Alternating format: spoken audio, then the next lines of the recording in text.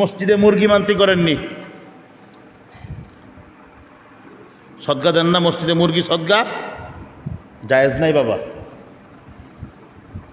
সংক্ষেপে বইলা ফেলাইলাম, কারণ কি এখন আবার অনেকে কইবেন যে হুজুর কয়টা মুরগি মসজিদে আই তো এইও শেষ করতেছেন। মসজিদ মুরগিটা মানতে করে অসুখের জন্য, দেখবেন জানের পরিবর্তে, ঠিক না? বুঝছেন কিন্তু বুঝছেন, যাকে একটু মগন যে মাথাটা একটু গরম হয়ে গেল কথাটা শুই না, তারা একটু ভালো করে বুঝেন। মসজিদ এটা কার ঘর? আল্লাহর ঘর।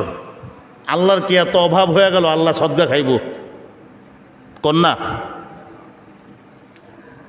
বুঝাইতে পারি নাই মনে হয়।